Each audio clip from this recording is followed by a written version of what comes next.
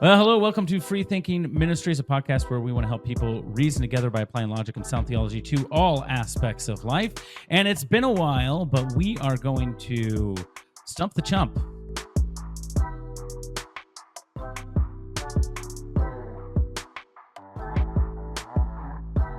Well, Dr. Tim, you're not a chump, but we are going to ask questions. On our website, you can actually submit questions. You go to freethinkingministries.com, you find the contact us, you submit questions, and we answer them probably twice a year, maybe 3 times a year on our video. We could do it more. We could do it less. I'll do more. I don't care. We do it when we do it. That's just, when we get around to it. Live with it, right? So thank you to everyone who has chimed in with some questions. We've got people who are genuinely curious, and then there are some people with an axe to grind. Now, as always, Tim actually doesn't have access to these questions. Only yours truly does. And so Tim has not seen these, so it is a blind reaction. Now, it is up to you whether or not you believe that or not, but I am not lying. Yeah. And Tim is also not lying. So I promise I have not seen these. Okay, so let's get into it. All right, our first question comes from somebody named Aaron. As we always say, we'll say the first name, but we will not say the last name just in case you don't want your name blasted all over the internet. So Aaron says this. He says, if Lucifer and his demons had libertarian free will and still chose to rebel while in God's presence, what happens when we get to heaven? Will we still have free will there? If not, what kind of freedom will we have instead? If we do, could we still choose to rebel like Lucifer did? And here's the crux to the question, Tim. We've answered this question plenty of times on other podcasts, but here's the crux of the question. It says, also, if Alvin Plantinga is right that all humans are trans-world depraved, meaning God couldn't create a world where everyone always freely chooses good, then how can God create an eternal heaven where countless humans freely choose never to sin? Wow. I love this question. I do too. I've actually spent quite a bit of time writing on this question on the website and even in my book. So yes, the first question was, could humans still sin in heaven? Right? Could humans still rebel? Yeah. And do they have libertarian freedom in heaven? They have libertarian freedom in heaven. They could still rebel. That is to say, there is nothing that actually exists that deterministically prevents them from doing so. But although they could rebel just like Satan did, they never would rebel. Why? Because, as Paul says in 2 Corinthians 4:17, these light momentary afflictions prepare us for an eternal weight of glory beyond all comparison. So that's what earth is for. That's why we get a few decades to live on this rock, to learn what it's like to live at arm's length from God. And we get a choice then to we can either choose to have nothing to do with God into the eternal future, or to be in the walls of the kingdom of heaven and live according to the law of Christ, the law of love, where God created us on purpose and for the specific purpose to love him and to love everybody else. We get that much from Jesus when he gives us the 2 greatest commands. But when Paul talks about these light momentary afflictions, we learn here on earth how stupid it is to sin, how stupid it is not to follow the law of Christ, how stupid it is not to love your neighbor, how horrible it is when we're not loved in return. We learn just how awesome love is, and that we ought to live according to the law of love, or the law of Christ. That's everything that Jesus said, taught, and exemplified. I like to say that there is a constitution in heaven, in the kingdom of a God, and God doesn't force us there, but he invites us to immigrate to the kingdom of God, and that on the condition of, are you willing to live according to the law of Christ? And have we learned how stupid it is not to live accordingly? So Adam and Eve, Satan, and a third of all the angels were created in the presence of God in a suffering-free state of affairs, and they all took it for granted and wrecked it. Well, I'll tell you what, I've gone through enough pain and suffering already, and I know there's more to come, and I hate it, right? But this the suffering, these, as Paul says, these light momentary afflictions, they prepare us. Well, how do they prepare us? Because they show us how horrible it is when you're not in God's presence, in that state of perfection, that suffering free state of affairs where everybody is choosing to live according to the law of Christ. That's what makes heaven heaven, right? And so God can't just let everybody into heaven. I mean, imagine if he lets Hitler into heaven and Hitler still wants to kill all the Jews, right? Even if Jesus is like, "Oh, I love everybody, and that includes Hitler. I really want everybody in heaven." But wow, if he lets Hitler in heaven and Hitler is still committed to killing all the Jews, then Hitler's going to try to kill Jesus and the other disciples, constantly. And that's not heaven. So that's why hell exists. So anyway, I'm a little bit off topic now, but Yeah. to the guy's point, or to his question, his first question is, could we still sin in heaven? And the answer is yes, you could, but you never would. You'll be too smart for that because of these light momentary afflictions. This is where we learn. Yeah. And I'll add just two thoughts to that. One, if one of the rewards of heaven is that our free will to sin is removed, I don't know if that's the case or not. I have no problem with that. I don't see evidence for that, but I have no problem with that. Number one, because God is helping us in that way. But number two, the difference, like you said, is the angels and Adam and Eve and Lucifer. They had hypothetical knowledge of what it meant to rebel, and we have actual knowledge of what it means to rebel. And because of that, we won't rebel again, because we go, oh yeah, he was not bluffing, guys. He's not bluffing. Yeah. All right, we ready to go on to the next one? Yeah, let's see what you got. All right, we've got a series of questions from a person that has been watching YouTube videos for a while, has commented on some of our stuff. I've interacted with them. They're called Emmaus Highway. I believe they're an open theist, but Emmaus Highway, whoever you are. The reason I'm saying both names is because I don't think that's your actual name.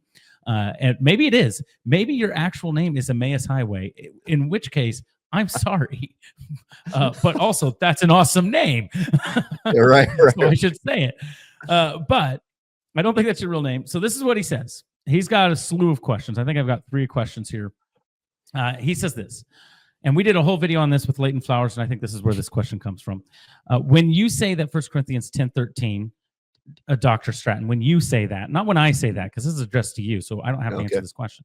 When you say that 1 Corinthians 10:13 teaches God always provides a way of escape so that believers don't have to sin, do you mean A, that each person genuinely has the real possibility to either sin or not sin, or B, that whether a person sins or not is already determined, parentheses, or fated by God's creative act? So because he created a world in which he knows all of the free will actions that people take.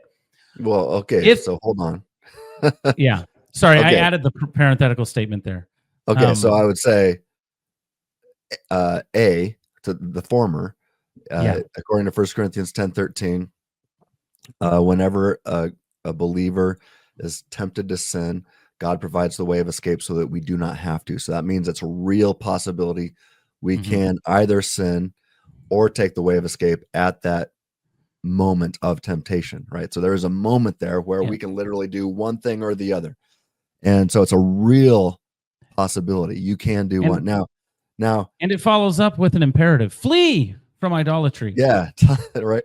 Now, there was a second option there, and then you added to it, and that's where I'm going to say, well, hold on a second. So give us those options again. So the second option, so the first option is the genuine possibility to either sin or not sin. The second option is whether a person sins or not is already determined by God's creative act. Not determined. The word determined is what they say. But okay, so when they say, but it's also not fatalism. Yeah. Right. So when they say determined or fated, I say, okay, well, I can define determined for you. An event is determined if antecedent conditions are sufficient to necessitate said event. Okay, so that is the definition of what it means to be determined. Then determinism or exhaustive determination is the view that all things are determined. So on my view, I affirm that you can either sin or take the way of escape at the moment of temptation, then that means that at least not all events are determined, because if it was determined that I would sin or not sin, then if it was determined that I sin at this moment, then there wasn't really a way of escape for me to take. It was impossible for me to avoid sinning in that scenario. So I reject determination there. Now Yeah. he says fated, and I say, Yeah, I was what gonna do say, you mean by fated? to be clear, I'm the one that said determined. He said fated. Okay. I was kind Okay. of putting a parallel between the two. He said Okay. fated. Well, Yeah, sorry about that. so then the word fated, define it, please. If it means determined, then no, I'm going to reject it. If fated doesn't mean determined, then let's talk about it. So people throw out the word fated all the time, and I just don't know what it means. Yeah. I ask people all the time to define it for me, and everybody's giving me a different definition. So it's much easier to say, is this determined or not determined? Because if it's determined, then I know exactly what you mean. But Yeah. if somebody wants to say, well, it's fated but not determined, then I'm like, what the heck does that even mean? Yeah, Now, so maybe this will clarify. He has a okay, follow-up. So if your answer is to A, that each person genuinely has the real possibility to either sin or not sin, the follow-up is, does God know in advance whether you will freely choose to sin or only that both options are possible? both. He So if knows the that. answer is yes to a real possibility, does God know in advance whether you will freely choose to sin or only that both options are possible? He knows that both options are possible, and he knows what you will do between those two possibilities. Okay, there we go. Yeah. All right. No need for clarity there. That's where I'm at too. And it seems like there just is maybe I don't know, like a blind spot to, because I think Emmaus Highway is an open theist. This idea that if God actualizes a world in which he knows every person's free choice, then every free choice necessarily happens. That's what they think. That's a But fallacy in modal logic. yeah, but it just because something will happen doesn't mean it's necessitated to happen. Right. That's And it exactly just right. seems like there's this difficult blind spot in some of these questions where it's like, Mhm. well, it's going to happen, so obviously it's fated to happen. I say, well, no, just because God knows how everything is going to happen doesn't mean that if fated equals determinism Yeah. is true. So to me, it's like I don't know how to answer these questions if you refuse to see the difference. Well, Is that fair? and I don't know Or if it's a can't see the refusal. difference, I or think it's a can't see the can't, difference. right? Yeah. I like that you said that. You mentioned a blind spot. And I don't think it's a refusal. I just don't think they have the kind of mind that allows them to connect those dots. But And that doesn't mean that we can't see those dots connected. It reminds me of my wife. My wife has this. Sorry to. careful. She's good. Yeah, I might get in trouble for this. My wife has this condition. You see, um, it's really a mental condition. She cannot see things. She cannot visualize things in her mind's eye, right? She doesn't have a mind's eye. She'll tell you that. So we were just in Nashville last week, and we were having this discussion with some of my bandmates, and uh, and so I said, yeah, my wife, she can't, like, if you tell me to visualize a yellow banana, or I can close my eyes and I can see a yellow banana. Like, it's easy for me, right? In fact, I can keep my eyes open and I can see a yellow banana if I want to on your shoulder right now, Josh. That might seem crazy to some people, but I can do that. I have that power. Um, but my wife, she looks at me like, "Are you crazy?" She can't close her eyes and visualize anything. If I say visualize a banana, she goes, "Oh, I can tell you what a banana looks like." And I said, "Well, do you see it?" She goes, "No, I just know facts about the banana." Right. And that's crazy to me, but she doesn't have a mind's eye. And it's not that she's refusing to see the banana. She just can't do it. It's a condition called aphantasia, I think. It's kind of rare. But I give her a hard time about that. Kind of make fun of her. I tell her, I can close my eyes and walk around in the Millennium Falcon, right? Like I'm there and play chess and then go to the cockpit and then, I can walk around there and feel the cushions. I can even, I have such a strong imagination that I can even, if you tell me to taste fried chicken in my mouth, I can start to do that. and it's crazy to me that other people can't. But here's the point: just because, for my wife to say, I can't see a banana with my mind's eye, therefore you can't, and you can't, no, don't speak for me. I can, right? And so I think it's some of these things. I think when it comes to metaphysics, and I think one reason why I like metaphysics so much is I do have a very strong mind's eye, and I can, we can talk about the B theory of time, and I can see this block universe and the worms extended through it, and so even though I reject that view, I can see what it would be like if that view were true. I can actually see it in my mind, and for people that can't do that kind of thing, I think it becomes much harder for them to argue against that kind of thing or to argue for it. So yeah, again, with some of these, I think, we can be arguing with, whether it be our open theist friends or Calvinist friends or whoever, and we're just talking about these things over and over and over, and we don't get anywhere. And sometimes I just want to bang my head against the brick wall. But I've come to the conclusion that I think sometimes, I'm not good at, deep level mathematics, right? Yeah. But You and me both. when it comes to logic and metaphysics, which, well, especially logic is related to math, but I love logic, and metaphysics is just so fun for me. I love it. But I don't know, it just, I can connect those dots. I can see those dots connected, those theological dots logically connected. And I've come to realize that I don't think everybody can right now. I think we'll all be able to on the other side of eternity, but I can't prove that. It's just what I think. And I want to throw something out there too, just in case it sounds like hubris or arrogance or whatever. Just to say that could that be the case for us too? Maybe. Like you could maybe say, well, you don't see what I see too. Okay, that's fair. But I think I understand why you think that. I don't think you understand why I think this. I think that's the difference. Is like I can put myself in that shoe and go, yeah, I get how God actualized in a world in which he knows that everyone's free choices would feel like it's deterministic. That doesn't make it deterministic. But I don't know that you are able or willing or able to do the same thing. And I'm not trying to denigrate intelligence. It just doesn't. It's not to say you're not intelligent, Emmaus way. I think you are. I've had some fun spats back and forth with you, but yeah, my wife is very intelligent. It doesn't, just because she can't visualize a banana in her head doesn't mean she's not intelligent. Yeah. Right? All right. So he has a few more questions. Mm-hmm. And they're all along kind of these lines. They're just a little bit different. So here's another one. It says, in the past, you have stated that you believe in counterfactual prophecies. First of all, is that true? Yes, I believe in counterfactuals. Yeah. Okay.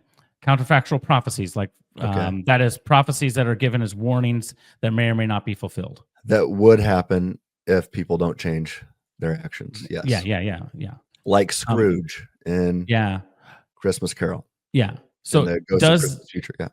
Does this entail that the future is contingent on the actions of human beings? Yes. If yes, does God know the future then contingently? Yes, he knows how humans will freely choose, and he knows it with certainty. Yeah. So that's the logic. He knows it logically prior. Yeah. So just don't confuse certainty with necessity. Yeah. Okay. Yeah. There we go. All right. Next one. Exodus 4:8-9 reads, if they will not believe you, God said, or listen to the first sign, they may believe the latter sign. If they will not believe even these two signs or listen to your voice, you shall take some water from the Nile and pour it on the dry ground, and the water that you shall take from the Nile will become blood on the dry ground.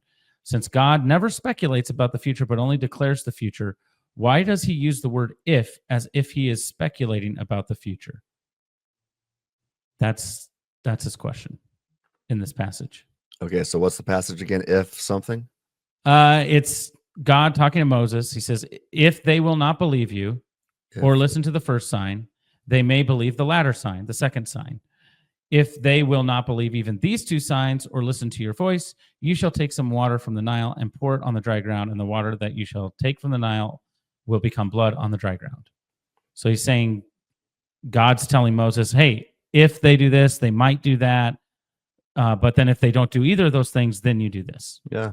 I mean, I've never heard this question before. So just off the top of my head, I mean, if it's a group of people, maybe some of them will be persuaded by the first option and some of them will be persuaded by the next option. Well, I think it's specifically Moses speaking to Pharaoh. Oh, just to Pharaoh. Yeah. I thought the word was they. If they. Oh, yeah, you're right. Actually, this is well, let's go to Exodus 4 because I think this might be this might be when he's talking to the Israelites as a sign. So Exodus 4, 8 through 9. These are the tests. So Moses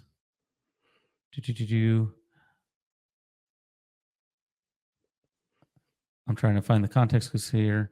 So Moses reached out and took hold of the snake, and this, he said, is so that they may believe that the Lord, the God of their father. So it's the Israelites. Sorry, It's not Pharaoh. I was like, oh, actually, I think that's wrong. It's probably Pharaoh. So it's the Israelites. Yeah. So it's a group of people. It would be, hey, maybe some people will believe this one, some people believe that one. I mean, that was the first thing that came to my head. Okay. Yeah.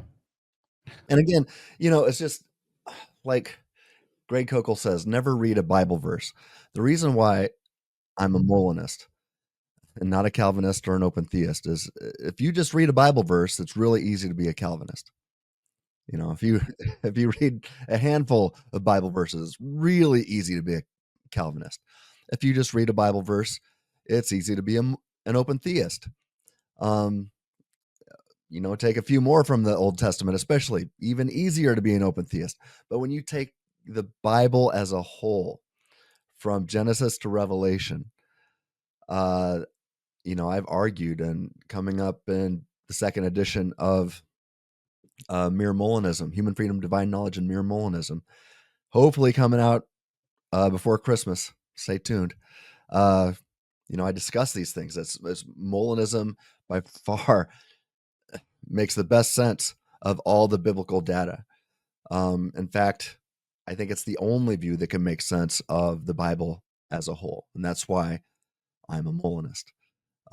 But there are passages that are attention getting, like, ooh, man, I can see why the Calvinist is a Calvinist. And then there are passages that you just read it by themselves, like, ooh, okay, I can see why the open theist is leans in this direction now. But taking the whole thing together,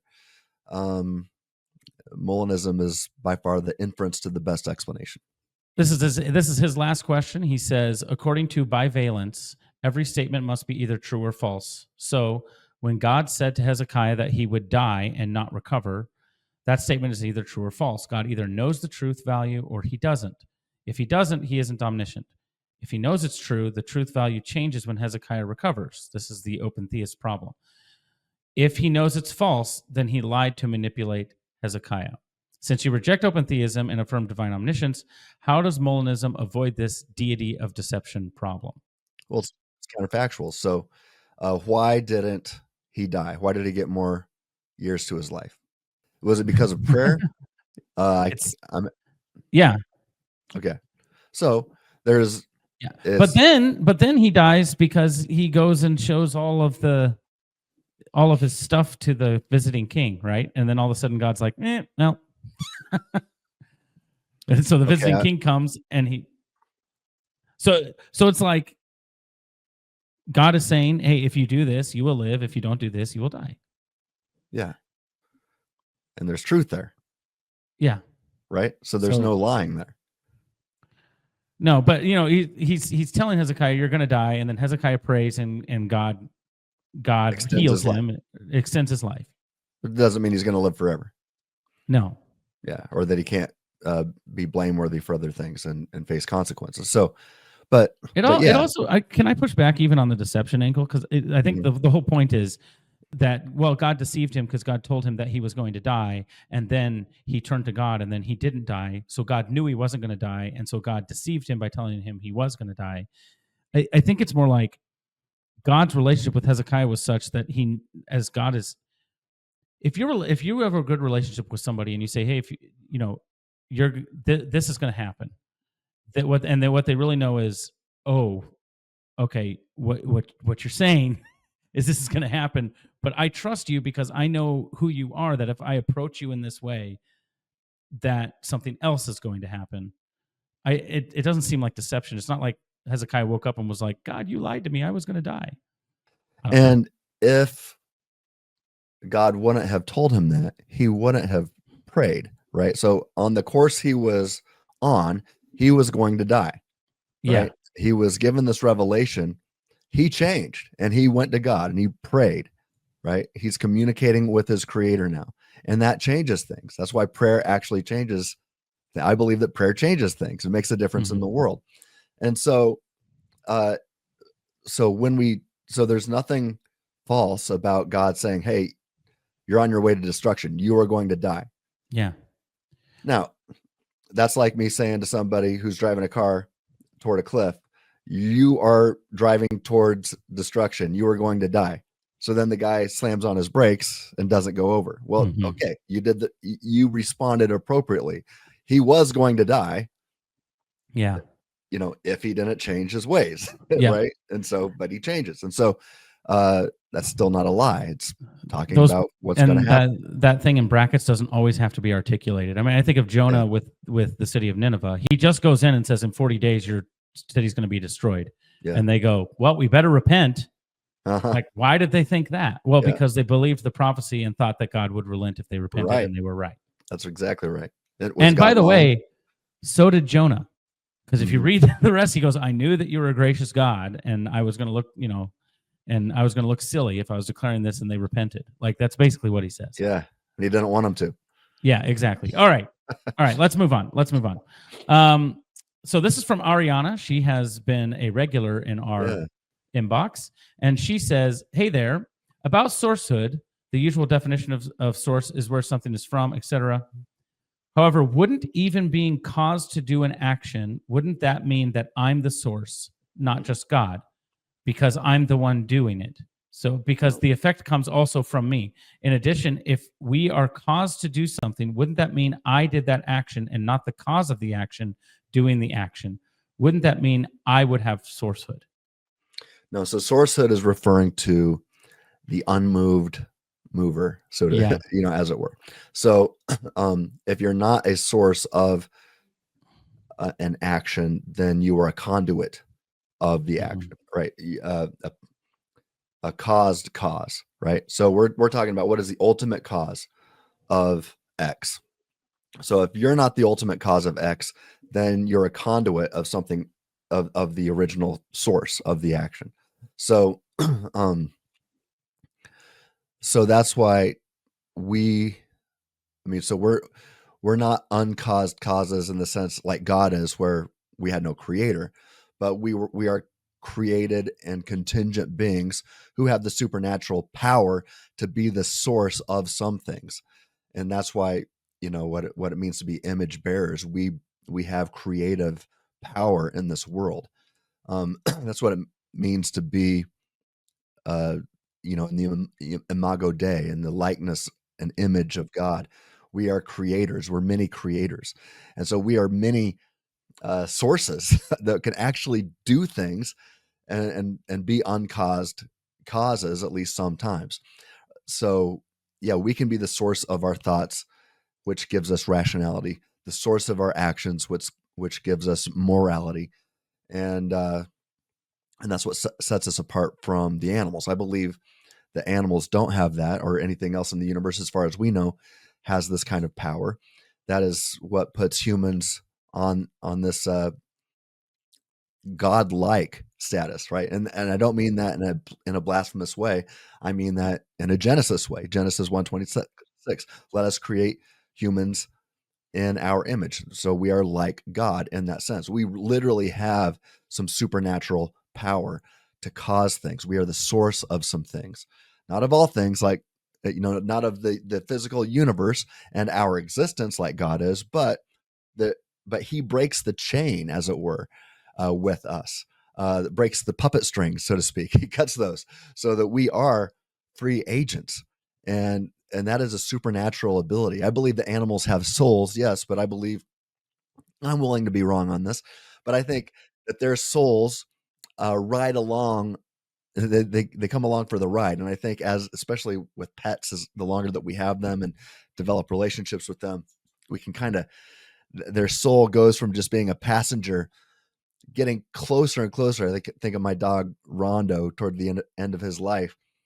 He was just such a close to a person. I was like, I would even talk to him about his soul. I said, "Is your soul now in the driver's seat?" It's getting close. It's getting closer. And now I've got a little puppy, and I was talking to her yesterday.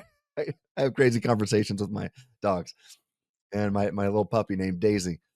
And I'm like, you have a beautiful soul, but it's just along for the ride right now because you're just biting everything, tearing up my carpet, but just reacting to physical stimuli just constantly, right? Yeah. But we don't have to do that. We have the power to be in control of our reasoning processes, Yeah. especially when we're thinking about metaphysics and theology and things Can like I maybe add something that will help clarify for Aryana? Yeah. I think there's a difference between the appearance of a cause and the actual cause. So even if something is done through me, it will look like I'm doing something. So it looks like I'm causing, it's the appearance, but the actual cause is the causal chain that led up to that moment, right? Mhm. And so I think of this in relation to the gun control debate. Yeah. Okay, so if my action on the gun causes the other person to die, did the gun cause that person's death? Well, it looks like it did because it fired and the bullet hit the person. But the ultimate cause is me. I'm the one that pulled the trigger. And so like that's the real cause. And that's why legislation against guns doesn't make sense, because we need to get to the cause behind the guns. That's how I would put it. Right. Yeah.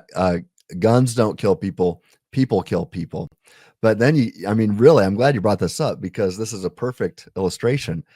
And it's what leads to this debate, even in politics today. Do we ban guns or do we send people to prison? And Josh, you and I are going to say, no, you don't ban the guns. The gun didn't kill the person. That other person killed that person. No and matter they what deserve Zora prison. Mamdani says. Yeah, right. So no, that's really good, Josh. I had a blast doing this today. I need to get going, but let's do some more Q&A soon. We will do it more. Please send in your questions, and please hit that notification bell, hit the subscribe as well, share this video. We want to equip you to reason by applying logic and sound theology to all aspects of life. And so we can answer all those questions. They don't just have to be metaphysical questions. You can ask us questions about the Bible, about culture, about politics. Get us in trouble. Ask us questions about politics. We're used to it. And we would love to answer those. Hopefully you like this video. You share it and subscribe to the channel. Hit that notification bell so you don't miss an episode. God bless you. And as we always say here at FreeThinking Ministries, stay reasonable. Stay reasonable.